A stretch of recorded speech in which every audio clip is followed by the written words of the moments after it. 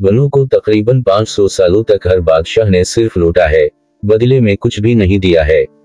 अहमद शाह अब्दाली से पहले किसी मौरखियन को कुछ ज्यादा मालूमात नहीं है, लेकिन अहमद शाह अब्दाली जब बनों पर काबिज हो गए तो उसने 12,000 कलिंग और 6,000 सुरसात यानी खर्चा और रिस्क लुश्किर वसूल करना शुरू किया।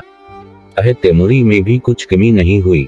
शाह जमान ने इलाका दाऔर की 12,000 कलिंग माफ करके उसको भी बनों से ऊपर डाल दिया, जो कुल मिलाकर 30,000 बनती है।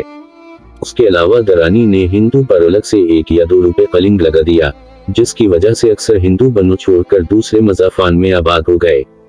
जब शाह महमूद का वजीर आजम फतेह खान बनों आया तो उसने इस दावा के साथ कि कोई सालसी या साल कलिंग के वास्ते कोई हाकिम नहीं आया, तो उसने कलिंग 30,000 से बढ़ाकर 1 लाख रुपए कर दिया।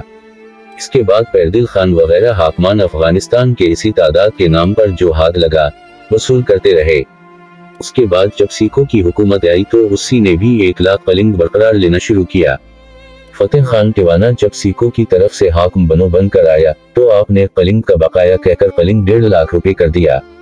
जनरल गोरदक सिंह जब बनों पर आए तो उसने कलिंग के मामले पर इतनी सख्ती की कि बाज़ जमींदारों ने अपनी जमीनात छोड़कर भाग गए और मफरूर बन गए। मगर बात यहाँ पर खत्म नहीं होती।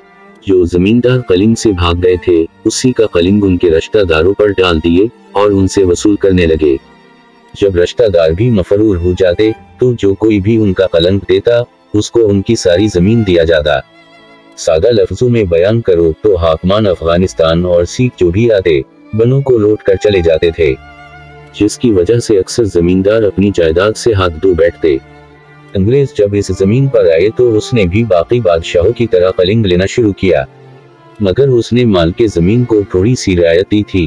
अंग्रेज के जमाने में जब जमींदार कलिंग न दे सकता था और जब कोई और जमींदार का कलिंग देता था तब तक उसकी जमीन उनकी होती थी, मगर जब भी जमींदार कलिंग देने के काबिल हो जाता तो उसको दोबारा अपनी जमीन वापस कर देती।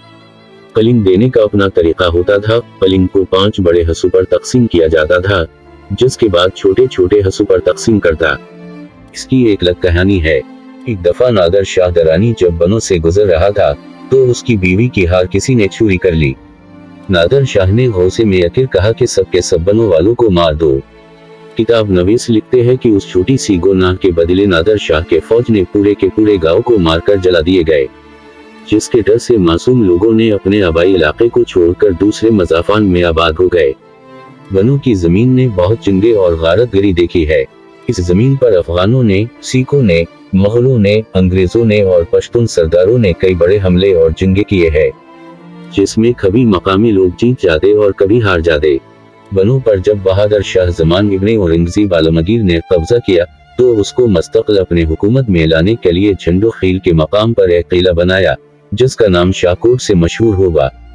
इसी मकाम पर खान जमान किटी खील बहादुर शाह जमान को सलाम के वास्ते आया, जिस पर शहजादे ने खान जमान को इनाम में 1 हाथी और 1 घोड़ा अदा करके रुखसत किया।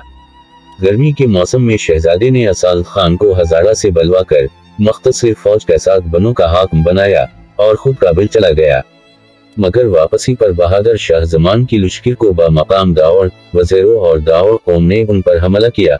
खफीफ लड़ाइयों के बाद शहजादे ने दोनों कबाइल को कुछ रुपया देकर काबिल रवाना हुआ, मगर काबिल पहुंचने तक कबाइलों ने उनको खूब लूटा। राजा भूषण सिंह बनों में मर गया था और बहादुर शाह जफर ने वापसी के वक्त इलाका दाऔर पर सीद हसन जो सादात खानदान से था बतौर हाकिम मुकर्रर किया। चंद अरसा बाद कौम बनूसी और मरवतों ने इत्तफाक करके हाकिम इसाद खान के खिलाफ बगावत की और उसको अपने साथियों समेत किले में महसूर किया। कई दिनों तक वो लड़ता रहा, मगर बाहरी मदद से मायूस होकर उसने जान की अमान तलब करके किले को खाली कर दिया और मरवतों की निगरानी में मेवाली चला गया। इस सरकुशी की खबर जब जलालाबाद में बहादुर शाह को हुई तो आपने इसाद खान को खबर दी कि मदद आने तक दरातंग के किला में रहो, और मीर इब्राहिम व फाखर खान फौजदार बंगश को इतला दी कि हमराही मोहम्मद अफजल खान खटक के बुलंद खील के रास्ते बनो जाके सरकुशों का इंतजाम कर लो और इसाद खान को वापस दरातंग से बनो पहुंचाओ। लेकिन फौजदारी बंगश को खुद 1 साल की तनख्वाह नहीं मिली थी, उससे क्या उम्मीद कर सकते हो। इलाका दाऔर में हाकिम सीद हसन भी महसूर हो चुका था। अगले साल आपने एक लश्कर तैयार करके अली रजा की सरबराही में बुलंद खील के रास्ते बनों पर हमला करने आए। मगर रास्ते में वजीरों ने उन पर हमला करके उनको भागने पर मजबूर कर दिया। बाद में बहादुर शाह जफर खुद बनो आया और कुछ सरदारों को अपना मतीक बनाया, जबकि कुछ सरदार मफरूर हो गए। बहादुर शाह के वापस काबिल जाने के बाद नासिर खान ने बनो पर 1 लाख मालिया लगाकर उनमें 40,000 वसूल करके वापस काबिल चला गया। नासिर खान के जाने के बाद महमूद अफजल खान खटक और मुबारस खान गहिकर ने भी किला को खाली छोड़कर वापस चले गए।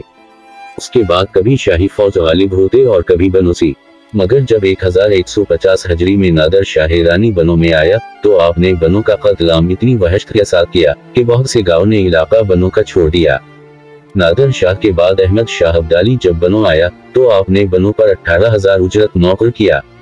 अहमद शाह अब्दाली के दूर में बनो से कौम ने कोई सरकुशी नहीं की और जहान खान दरानी ने बीबी नामी शाह बुजुर्ग के बहन से निकाह कर ली। तैमूर शाह के जमाने में भी बनोसियों ने किसी किस्म की कोई बगावत नहीं की। शाहजमान इब्न तैमूरी के अहद में कई सरदारे दरानी आए और कलिंग के नाम पर जो कुछ वसूल हो सका वसूल करके चले जाते। फतेह खान बारकज़ई 1416 हिजरी में बुलंद खील और दरसमंद के रस्ते बनो आया। कौम दरसमंद से उसकी सख्त लड़ाई हो गई और फतेह के बाद दरसमंद को ताराज किया गया। जो सिपाही उस लड़ाई में जख्मी हो गए थे बनो आकर फतेह खान ने ठीक होने के लिए बनो के मिल्कानों पर तकसीम किया और 30,000 कलिंग वसूल करके पंजाब चला गया। वापसी पर जो सिपाही ठीक हो गए थे उसको अपने साथ लेकर काबिल की तरफ रवाना हुआ। उसके बाद खान तरकी हाकिम बनो बनकर आया। आपके जमाने में बीबी नामी औरत जो कौम से मेताखील थी उस पर एक लड़का दीवाना कौम से सुरानी शाख मौसीकी अशहर हो गया था। मेता खेल के मकाम पर दीवाना ने हाकिम बनो को रशूद देकर मेता खेल कौम पर हमला करके उनको खूब लूटा। उनकी निंग पर कौम मेरी ने बाहमराही अपने कौम और गोंद के लश्कर दरानियों पर हमला कर दिया। दरानी फौज को उन्होंने शिकस्त देकर उन्हें वापसी पर मजबूर कर दिया। दुर्रहीम गलजई के बाद परदल खान बारकज़ई गवर्नर बनो होकर आया और उसने इलाका सलीमा को फतह किया और सलीमा मलिक का बेदर्दी के साथ पेट चाक करके उसकी लाश को शेशम के दरख्त से लटकवा दिया। दुलासा खान के वक्त कौम मेरी से लड़ाई हो गई मगर फतह हाकिम ने पाई। मियादाद जब हाकिम होकर आया तो उसने सीन खान मुगल खील को बाजीद खान मेरी से कत्ल करवाया और उस मामले में रशूद का कर दीन व दुनिया में रसवा हुआ। शाहजमान के नाब बीना होने के बाद महमूद शाह भी बाहमराही फतह खान 1416 हिजरी में बनो आया था और सरदार अजीम खान बरादर दोस्त मोहम्मद खान व शेरदिल खान वगैरह कई हाकिम दरानी आते रहे। आखिरी दफा यार मोहम्मद खान 1430 हिजरी में हाकिम दरानी बनो को आया और मालिया वसूल करने के बाद कोहट के रास्ते पेशावर चला गया। उसके बाद मुस्तकिल कोई दरानी सरदार बनो पर नहीं आया मगर जो भी आते उन्होंने कलिंग के नाम पर सिर्फ लूट मार किया है। जो गाँव कलिंग देने से मफरूर हो जाता उनकी फसल में दरानी फौज अपने घोड़े चराते थे। मोहम्मद अजीम खान जब बनो आया तो आपने लश्कर को हुक्म दिया कि आप लोगों को तनख्वाह नहीं मिलेगी, इसलिए जितना बनो को लौट सकते हो लौट लो, समझो ये आपकी तनख्वाह है।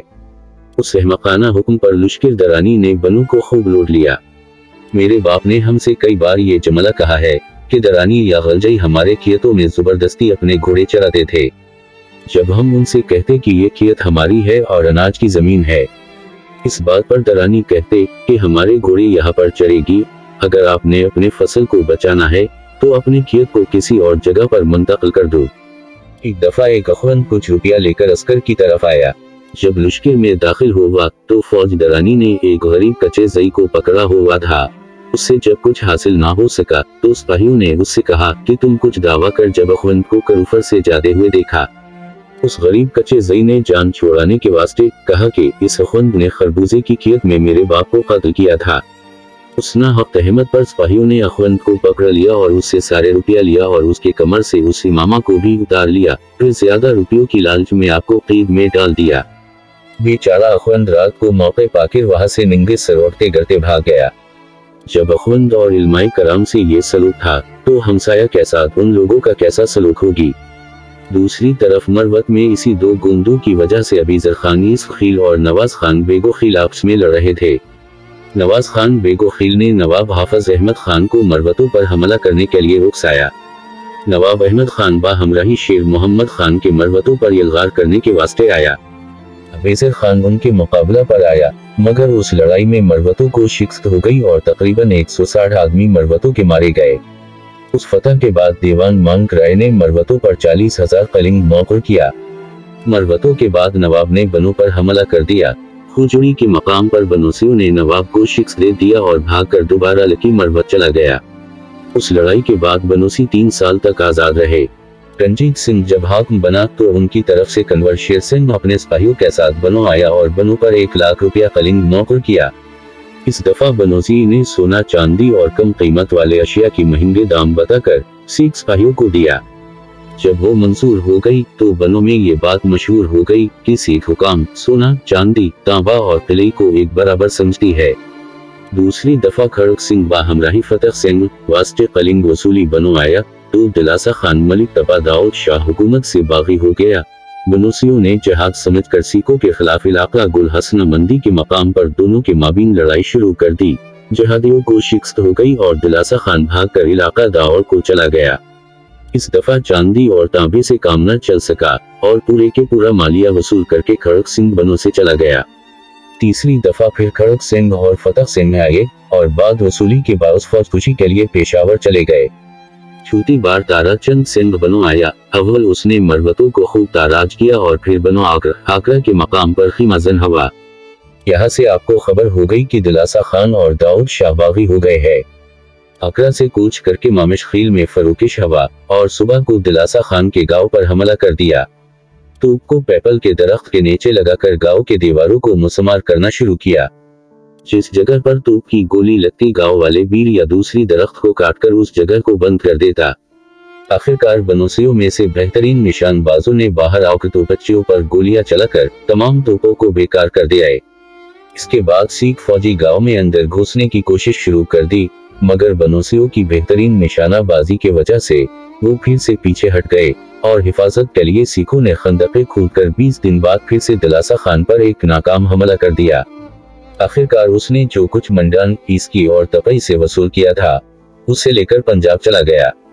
रंजीत सिंह के दरबार में हाजिर होकर ताराचंद ने बनों की बगावत से आगाह किया, जिस पर रंजीत सिंह ने बनोसियों को खत लिखा कि सब सरदारान बनों के रंजीत सिंह के खिदमत में हाजिर हो जाए।